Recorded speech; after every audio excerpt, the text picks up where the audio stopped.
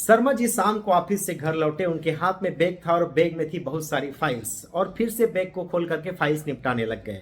इसी बीच उनका छोटा सा बेटा 5 साल का दौड़ते हुए पास में आया और बोला कि पापा मुझे आपके साथ खेलना है। पापा ने कहा बेटा मुझे भी बहुत सारे काम निपटाने हैं, पहले मैं काम निपटा लूं फिर आपके साथ खेलूंगा। लेकिन बेटा जिद में अड़ा रहा, नहीं माना। तो पापा ने कुछ उपाय सोचा। देखा कि पास के टेबल में एक पेपर रखा हुआ था जिसके ऊपर वर्ल्ड मैप बना हुआ था, दुनिया का नक्शा।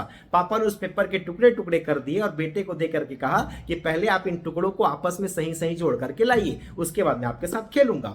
बेटा उन टुकड़ों को लेकर के चला गया। पापा खुश हो गए सोच करके कि वर्ल्ड मैप के उन टुकड़ों को सही सही जोड़ना इसके लिए बहुत कठिन है, घंटों लग जाएंगे, तब तक मैं अपना काम निपटा लूंगा। लेकिन उनके आश्चर्य की सीमा नहीं रही जब 2-3 मिनट के भीतर ही उनका बेटा वापस आया और बोला कि पापा मैंने वर्ल्ड मैप के टुकड़ों को आपस में सही सही जोड़ दिया है। पापा को यकीन नहीं हुआ। उन्होंने कहा दिखाइए जरा। बेटे ने दिखाया और पिता ने देखा तो सच में सही सही जुड़ा हुआ था।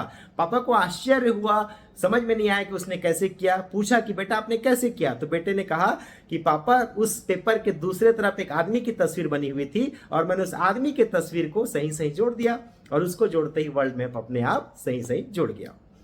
तो इस कहानी से आपको क्या शिक्षा मिलती है, क्या लेसन आपको समझ में आता है, आप कमेंट बॉक्स में जरूर लिखिएगा। मैं एक मैसेज, एक लेसन जो मुझे समझ में आ रहा है मैं आपको बता रहा हूं, दूसरा आप बताएंगे।